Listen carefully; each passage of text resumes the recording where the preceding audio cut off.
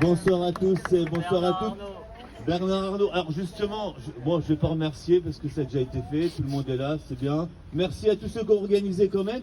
Et je voudrais quand même signaler que Anne a parlé de Bernard Arnault et qu'à Toulouse, on a une place qui s'appelle Arnaud Bernard. Je ne sais pas s'il y a un lien, mais quand même, il y a un petit lien quand même avec ce monsieur. Alors, la thématique, c'est sur le pouvoir d'achat. Certes, on va dire le pouvoir de vivre. Ce matin, j'étais sur le marché à Muret. Bon, ça caillait encore beaucoup plus qu'ici. Hein. Là, ici, ça va, il fait bon.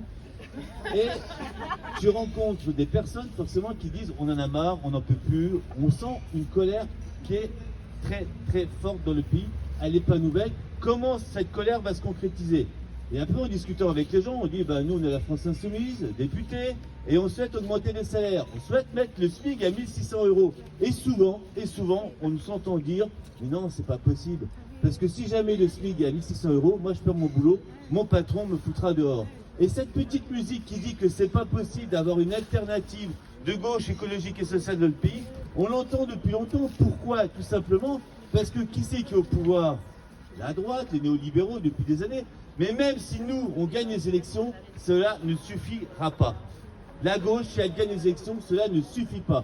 L'histoire l'a démontré. Alors je ne vais pas vous faire tout le laïus, 36, même 81, le virage néolibéral 2 ans après. Mais même, vous prenez l'exemple du Chili, Allende qui gagne les élections 70, avec un programme, on va dire, modéré, et qui malgré tout ne va pas faire la révolution. Lui, il voulait le pouvoir institutionnel. Il est rentré dans le pouvoir institutionnel, et la droite et l'extrême droite a gardé les outils de contre-révolution. Ils ont gardé quoi? Les médias. Et donc ce qu'on appelle l'hégémonie culturelle, comme l'a théorisé Gramsci, je veux dire, tant qu'on n'arrivera pas, nous, la gauche, à avoir des médias puissants en France, on aura du mal, même si on gagne les élections, à imposer notre programme. Et moi, je suis complètement désolé quand je vois, comme vous tous, je pense qu'il y en a beaucoup parmi vous qui doivent regarder le média, Blast, QG, là-bas si j'y suis, qui est abonné à l'UMA, enfin je ne sais pas combien vous avez d'abonnements, tout ça. Mais je leur dis, mais pourquoi on ne pourrait pas avoir, et le média essaye justement d'avoir un canal sur la TNT, on pourrait l'appeler la chaîne qu'il nous faut, la chaîne de gauche, où toutes ces personnes fakirs, chacun pourrait avoir son petit créneau, pourrait passer des émissions. Et moi j'ai un petit espoir, parce qu'en 2005, lors du référendum, c'était le oui qui devait gagner. Le oui, au mois de décembre, le oui a gagné 80-90%, c'est même pas à peine d'aller voter.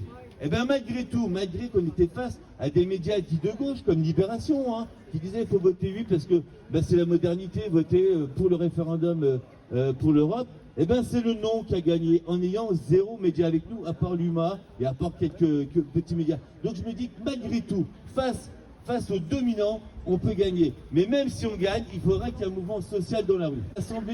À l'Assemblée nationale, ça se passe bien avec les autres forces.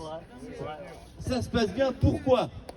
Parce qu'on est dans un même lieu géographique, qu'on côtoie les copains députés, on se croise dans les couloirs, on se croise à la buvette, on discute, on bosse, il y a des... Oui, on bosse, non mais c'est vrai qu'on bosse. Il y a des réunions, il y a des commissions, et ça se passe. Bien entendu qu'il y a des différences, même au sein de la France Insoumise, il y a des différences. On n'est pas toujours d'accord, mais malgré tout, ça fonctionne. Donc nous, le but, c'est que ça fonctionne aussi dans les territoires, qu'on arrive à s'unir avec le Parti communiste, avec le Parti socialiste, avec le pôle écologique, pour qu'enfin, on ait une force. Pourquoi il faut cette force-là? Parce que ce qui va arriver là, rapidement, et très prochainement, c'est la réforme, la contre-réforme des retraites. Et donc là, il va falloir être unis parce qu'il risque de nous passer un 49.3. Donc la mobilisation, c'est la même chose. Et moi, pour les retraites, je vous donne 2 arguments. Je ne vais même pas rentrer sur les débats financiers, la retraite 65, 64 ans.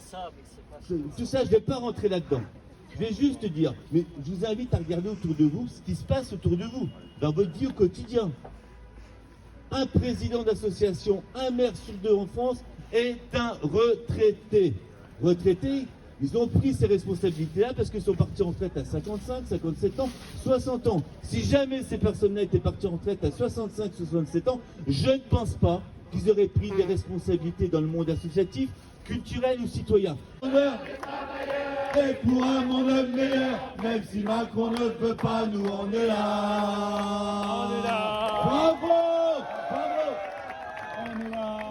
Gros pour nous. demain, l'international sera